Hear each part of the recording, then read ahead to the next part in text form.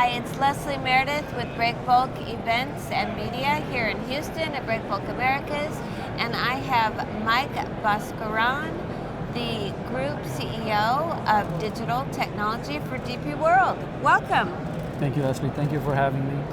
It's wonderful to talk to you again, and in this conversation, we are going to look forward. We're going to look at an outlook for 2024. So tell me just briefly, what is your feeling for 2024? Good, bad, what are we looking at? I'm very excited. Okay. Very excited. I think there's opportunities in terms of we're very excited about the Far East opportunities, a lot of new emerging markets, the concept, and then looking for the Vietnam trade, the trade coming from Thailand, of course, like China. I'm very excited about Africa, the former, CIS area. We're very, very excited about it. In general, Latin America also, we're very excited. The opportunities that we see in mostly creating new trade routes using technology. We're very, very excited about that. And then I mentioned to you about Africa before as well. Yeah, absolutely. We see huge opportunities and huge markets. It's overall I'm very, very optimistic. All right, very optimistic. Of course, for Love Dubai, that. Very optimistic for Dubai as well. I think you like the whole world. I like the whole world. When we are in global trade, obviously you're interlinking the world, especially using technology. And then when we see new routes being created, it's just it's one of those things where new markets get created and customers have the ability to go back and then ship and then find new buyers. And that's nothing more exciting for us as a logistician and as especially a technology driven logistician. So we're very excited about it. And I also talked to you about one of the things that DP World, we're using container as a collateral. So that will actually, when you're leveraging between port to port, we can convince a lot of the financial institutions. We're working with a lot of the financial institutions to try to bring the borrowing rate down. So there's a price elasticity there. When you actually cost of borrowing goes down, you see more potential for demand, and then it's just so we're very, very excited about that as well. So yeah, absolutely. I think one of the things that every time I talk to you that really strikes me again and again is just the breadth and diversity of services that you offer. It's just, I don't associate that with a typical, say, port operator, terminal operator. It's very interesting, and the strategy seems different than most others. We are a trade enabler, an end-to-end digital trade enabler to that. And we have a very customer-centric approach. Leslie, is our customers are the liners, forwarders, NVOCCs, cargo owners. What can we do for them so they can increase their business? Mm-hmm. What can we do for them to go back and then reduce the cost of capital for them to borrow? What can we do for them to increase their operational efficiencies? And what is it that we need to do, in terms of the global initiative for sustainability that we talked about? So we felt these 4 areas, if we concentrate, and then we really, really focus on our customer in terms of how they benefit and how they are looking at opportunities. Obviously, they're going to bring more and more containers to our port. So it made logical sense for us. How can we provide better drayage for them? What can we provide better technology visibility when they come to our port? All of the above. So the key to this is of course collaboration and cooperation.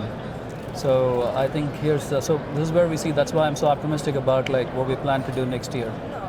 Yeah, absolutely.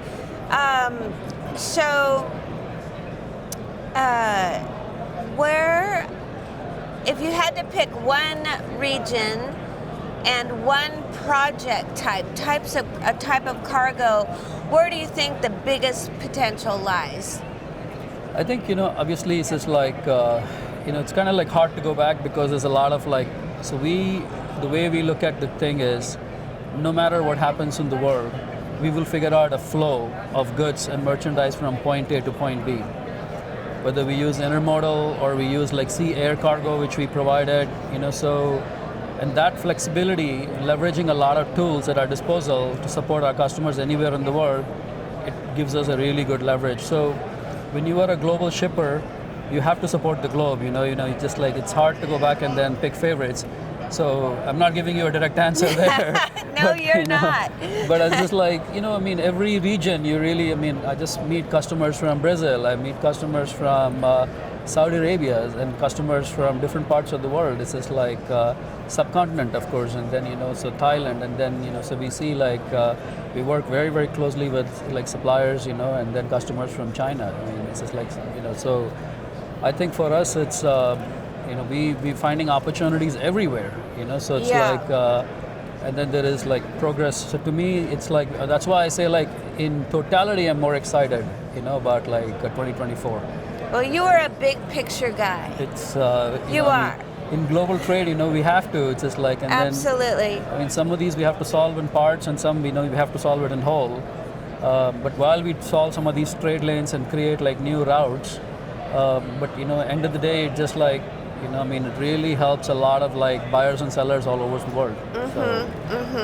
All right, let's jump forward. I'm gonna say 20 years. What does the port of 20 years in the future look like? What that's different than what we see today? So obviously one of the things that we are innovating is like box bay. The size of the port, now we can go like 11 high, 9 high in terms of stacking. There's no requirement of stackability matrix, which we are already there. So you will see that being adopted more and more into a lot of ports.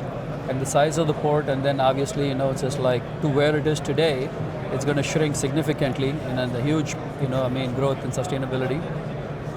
And other technologies, such as like adoption of more and more like 5G type technologies, it's just like, it's just going to happen in terms of like how we see the port. But those are some of the things that I could think of, in terms of, and then, a lot more, integration in terms of IoT devices. There's going to be like, so those are some of the key areas that we think. And we're also like actively working on that as an organization. All right, and finally, will people still be important in 20 years? Very, very, very important. Very important. We are a people business, my boss is Excellency Sultan bin Sulayem. He's role model in this, in highlighting, and Dubai's leadership as well. We're warm and receiving in terms of what we want to do. It's a people business. While you are obviously the networking over here, we're connecting somebody from Brazil to somebody who's doing business in Far East.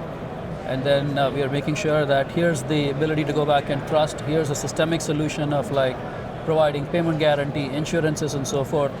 But at the end of the day, it's like a people business, so there is an element of trust and openness and honesty that comes with it, which allows us to go back and then promote this business. And then, networking activities like this, and Breakbulk is a huge avenue for us to go back and